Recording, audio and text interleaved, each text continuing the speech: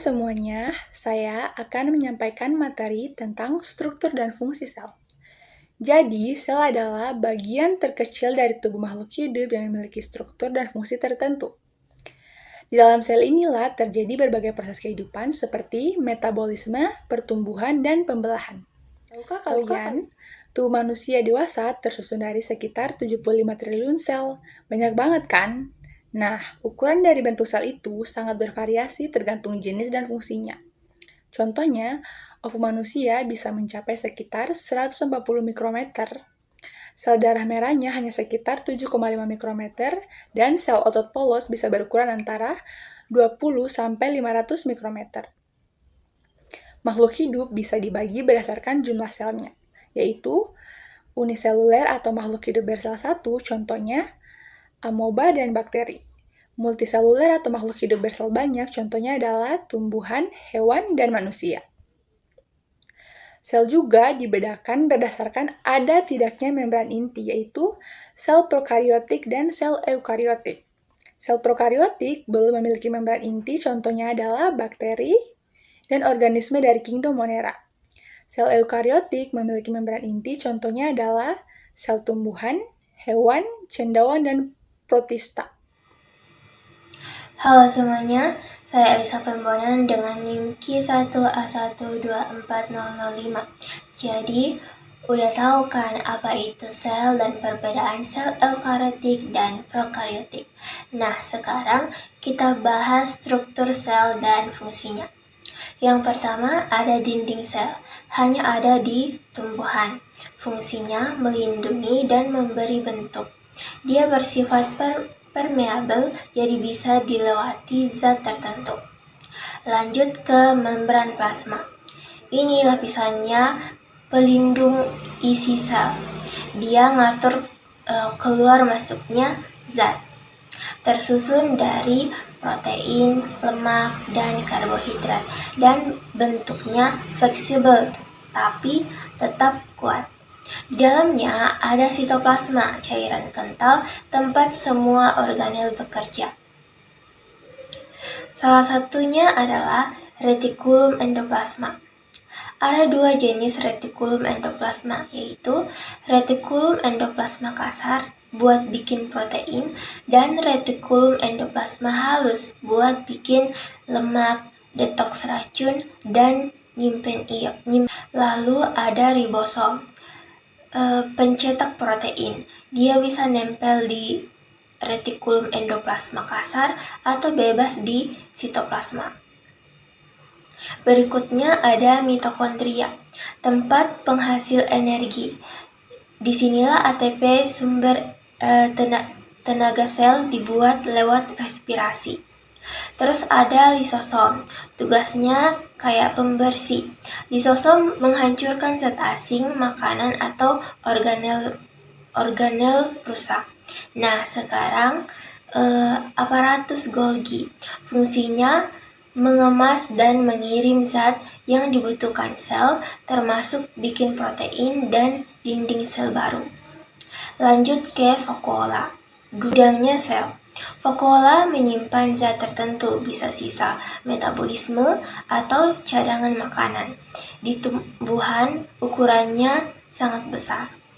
Kita juga punya nukleus atau inti sel.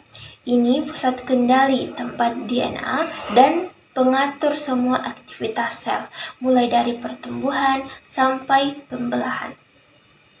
Terakhir ada plastida, organel khusus tumbuhan dan alga. Diketahui ada 3 jenis, yaitu leukoplas buat nyimpen makanan, kromoplas kasih warna pada bunga dan buah, dan kloroplas tempat fotosintesis karena ada klorofil di dalamnya. Nah, itu dia struktur sel dan fungsinya. Meski kecil, tiap bagian sel punya peran penting buat kehidupan. Stay tune ya, karena setelah ini temanku Olive akan menjelaskan perbedaan sel tumbuhan dan sel hewan. Saya Elisa, terima kasih. Halo semuanya, selanjutnya saya akan menyampaikan materi tentang perbedaan antara sel hewan dan sel tumbuhan. Meskipun keduanya merupakan sel eukariotik atau sel yang memiliki membran inti, ternyata ada banyak perbedaan penting di antara keduanya, baik dari segi struktur maupun fungsinya. Pertama, kita lihat dulu perbedaan beberapa organel utama di dalam kedua jenis sel ini. 1. Setriol hanya dimiliki oleh sel hewan. Kedua, dinding sel hanya dimiliki oleh sel tumbuhan.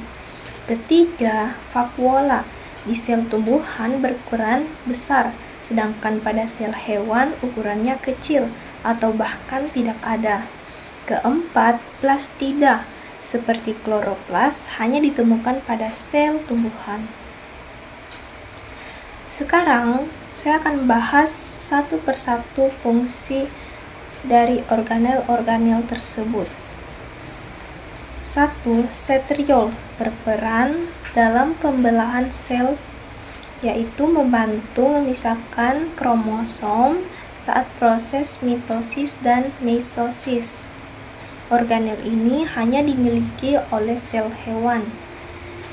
Kedua, dinding sel adalah lapisan pelindung yang menyelimuti sel tumbuhan di luar membran sel. Dinding ini bersifat kaku karena tersusun dari selulosa, pektin, glikoprotein, dan hemiselulosa. Fungsinya untuk memberi bentuk tetap dan kekuatan struktural pada sel. Ketiga, vakuola adalah kantong cairan di dalam sel.